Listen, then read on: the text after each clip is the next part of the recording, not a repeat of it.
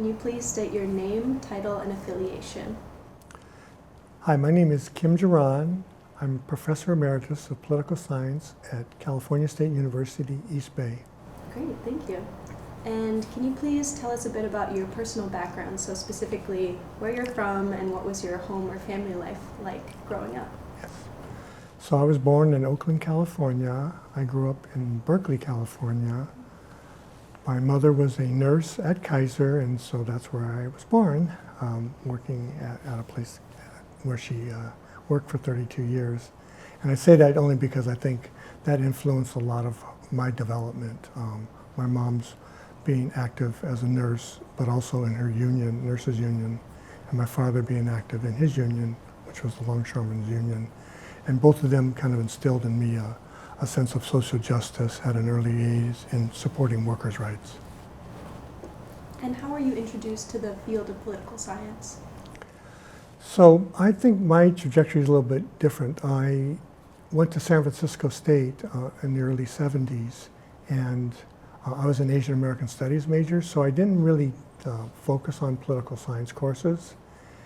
And then I stopped going to school in 1973 because the draft ended. At the time, males were drafted into the military to go fight in Vietnam. And when that draft formally ended, I stopped going to school and I just went to work and started raising a family.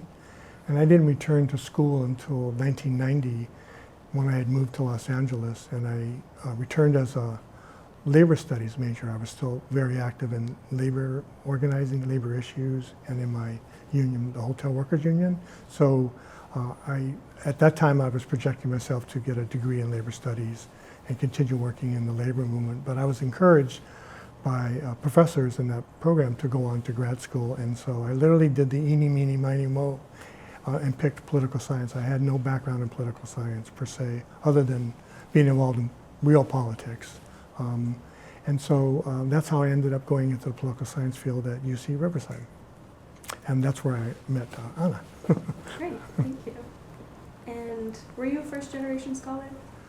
I think I will. My mom got her nursing license during World War II. She was incarcerated. Japanese Americans were incarcerated during World War II in internment camps. And so one of the ways you could get out of the internment camp is if you agreed to go join the U.S. military. And so she went to become a nurse in the U.S. military.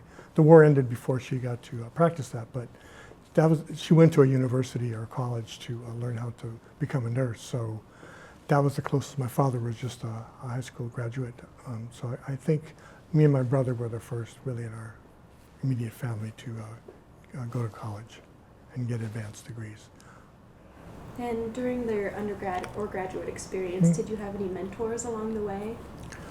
Ooh, so many. I think the earlier era, so in the 1970 to 73 era, my role models were professors in Asian American Studies who were involved in the Asian American community and got me in my trajectory of getting involved in the Japanese American community for many years around various issues around fighting redevelopment in San Francisco's Japantown and fighting for redress and reparations for those Japanese Americans who had been incarcerated during World War II, like my mom and her family, who lost everything when they were removed and put in these camps. So I did a lot of work for many years in the Japanese American and Asian American communities before I returned to school in 1990. So that was that first generation. And then when I returned in 1990 to finish my BA, my mentors were labor studies professors who were very supportive of my efforts to go on to grad school. And so when I went to grad school, I think some of my mentors there were in UC Riverside. I think, I don't know if Anna mentioned these, we were more of, where we worked together as cohorts to support each other. I wouldn't say I was mentored per se. I mean, my formal chair was Max Nyman, who was a great professor in urban politics. And he definitely supported my efforts to study the research topic that I wanted to study. And some of my other, we have other great faculty mentors too, but mostly I'd say I relied on because I was older by then. I was much older than people like Anna, who were coming straight out of grad school, straight out of undergrad into grad school. I had, come back to school after 17 years of being away, so I was in my late 30s, early 40s. So I had a different experience. I had family and kids and all these other responsibilities. Building off of that, can you tell us a little bit more about your graduate school experience? Let's see. So UC Riverside is in a very kind of unpleasant part of Southern California. It's very hot, very dry, and at the time I wasn't inspired to live there, so I literally spent all of my graduate years living in Los Angeles and commuting to Riverside, which is about an hour away when there's no traffic. When there's traffic, it's 2.5 hours, but I always went against the traffic, so I enjoyed that. So I kind of kept my grounding in community and labor work. I continued to work as a shop steward in my union at a hotel I worked at all the time I was a graduate student. So I never fully bought into being kind of a full-time graduate student. I rather was a part-time graduate student in the sense that I kind of kept a separate life from the campus life. So which I think was good for me to keep my sanity. And how would you characterize the political and social environment in the U.S. while you were in college or graduate school? And also, were you involved in social or political activism? Well, definitely in the early area. I graduated high school in 1968, and I went to a community college in Oakland called Grove Street, and we also named it Black Panther University because Bobby Seale and Huey Newton, who were leaders of the Black Panther Party at that time, had gone there just a few years earlier, and they were very influential still in the politics of that college that fought for, and we fought for ethnic studies and black studies and the rights of minority students to get access to higher education. So that was kind of my involvement, or even at, if you will, at a relatively young age in education and in higher education. And I continued my activism at San Francisco State when I transferred there, working both on the campus to form an Asian student union and fight for Asian studies and the rights of Asian American students on campus, as well as in solidarity with our other Black, Brown, and Native American student organizations that were also forming at the same time. So that's that earlier phase of my college life, and then in 1990 through 92, when I was at Cal State Dominguez Hills in labor studies, we also were active. By then, I was active more in my labor union, so I was active a little bit more off campus. But on campus, we supported the efforts to win rights for students who had been denied access for various reasons to a public education, and also supporting our faculty who were fighting for a good contract. And in grad school, I didn't get involved with the graduate assistant organizing, but that had started around the early 90s at UCLA, so pretty close by. And I was fortunate to have taken a year to study at UCLA in their urban planning program. And when I did that, I got connected with some of the organizers who were doing the grad student organizing, which they had a very powerful movement. And it wasn't quite as strong at UC Riverside, but it was still there. But by then, I was moving away from taking classes and teaching as an assistant, and was starting to do field work.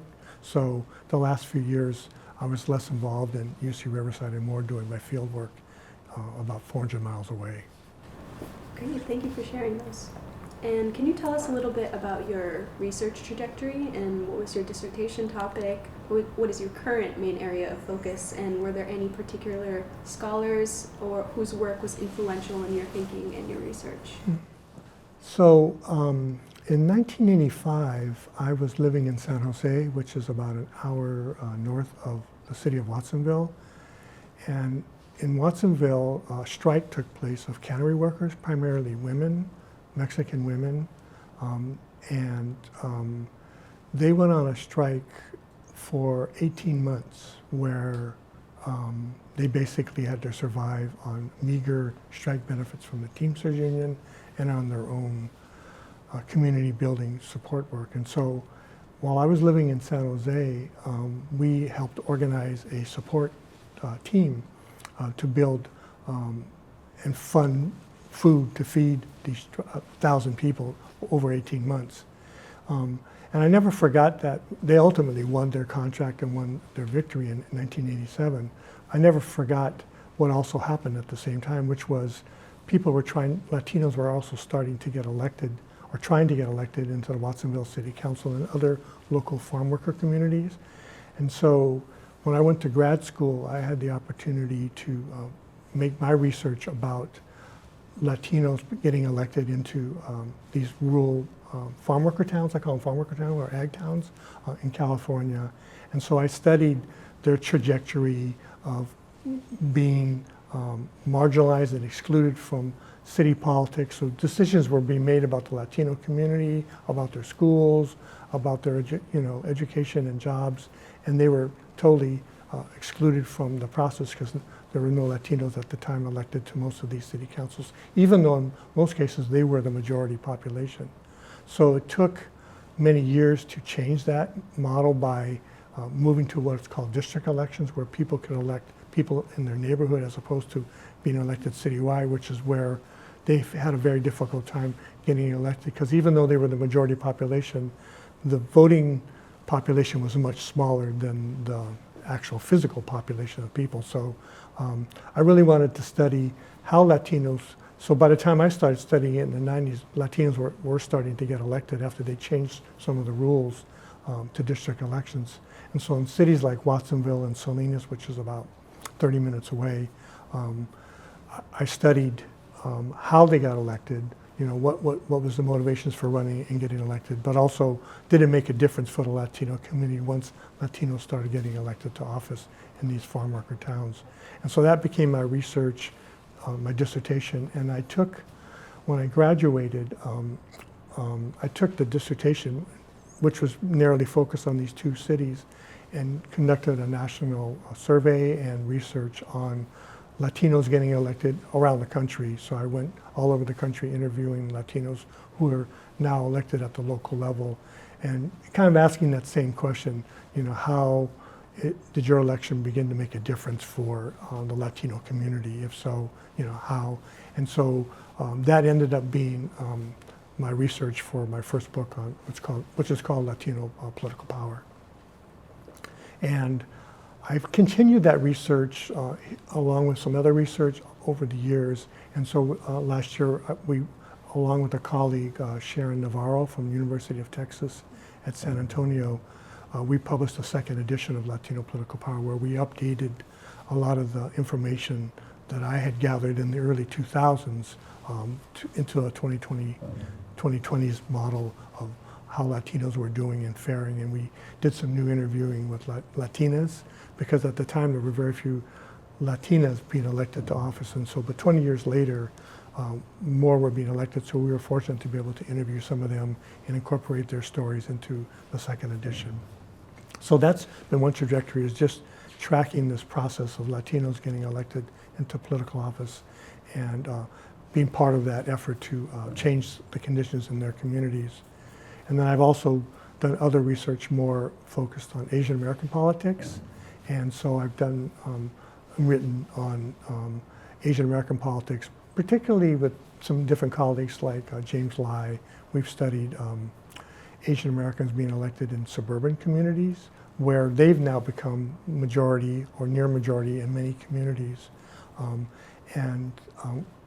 Their trajectory to getting elected, kind of similar to Latinos, different communities, but interesting comparisons. And so we studied not only their trajectory of getting elected and did it make a difference, because in some cases they were a small minority of the population. Others, like a place like Cupertino, California, they are the majority of the population, or Fremont, California. So comparing the differences between communities that are predominantly Asian American and affluent primarily, but not exclusively, and areas where maybe they were a small minority of the population, but an Asian American got elected. So, their identity and their public-facing messages, how did those modify to get elected in these different contexts?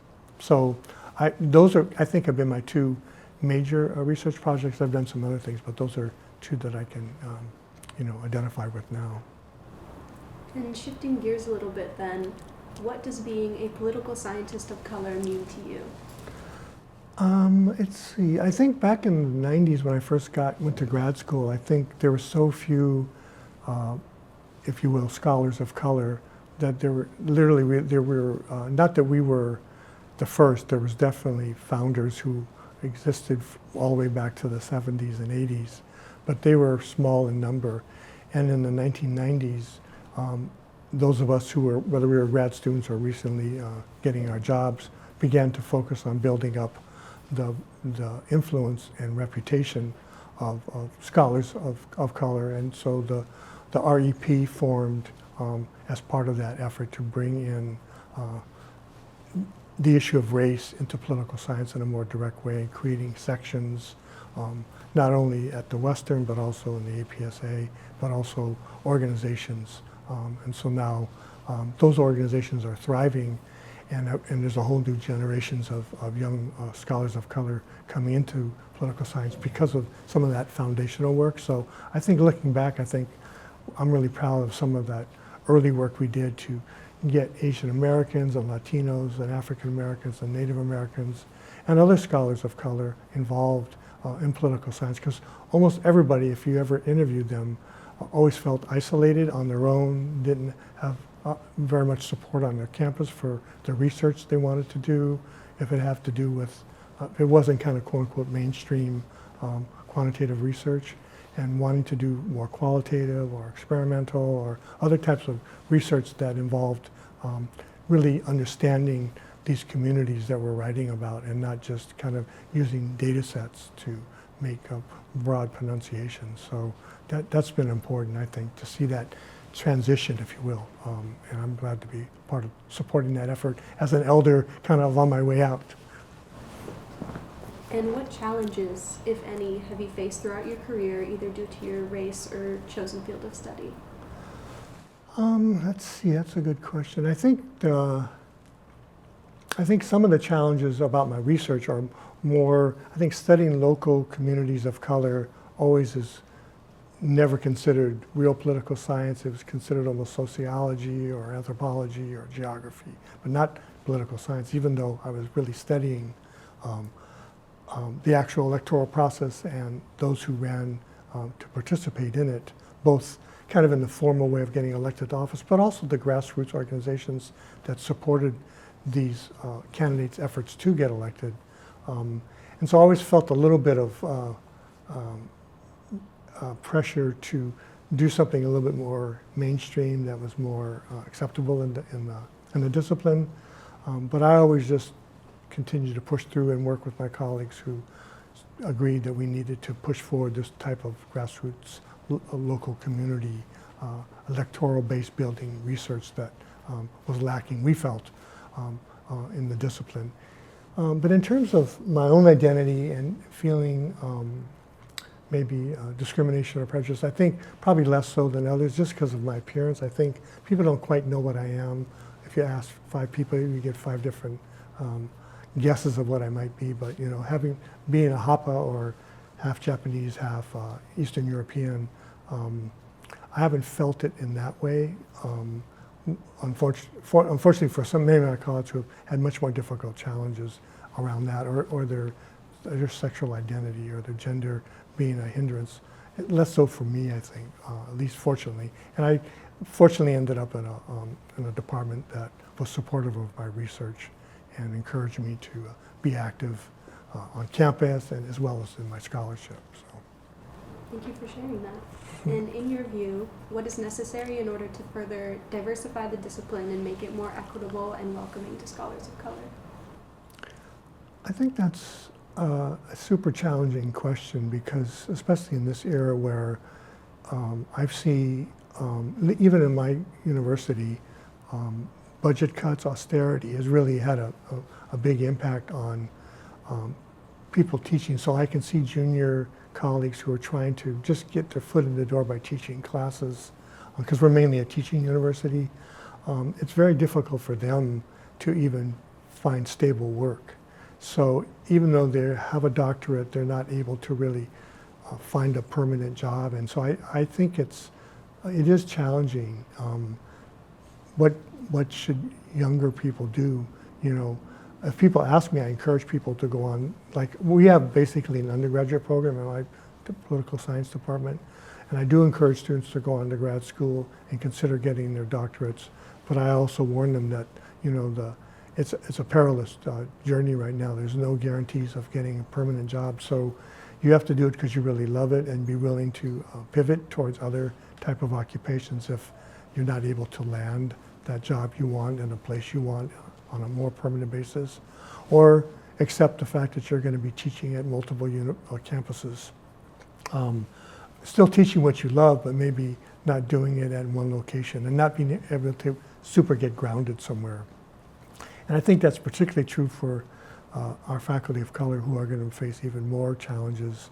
Our women faculty, just getting their foot in the doors, I think is going to continue to be super challenging. It's not going to get any easier, especially with cuts to funding, I think, that are coming, maybe from the federal government towards universities who don't want to go along with the latest administration's edicts about certain issues. So I think that's, in California, even though we're a wealthy state in theory, in real life, my college system is being cut 8%.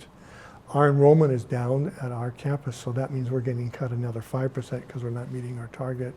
So that's already a 13% cut. Well, some of that 13% cut is going to impact hiring of tenure-track faculty. In my own department, 2 people have left for other jobs, and we've been unable to fill those positions, which in the past you could always fill a position if somebody retired or left.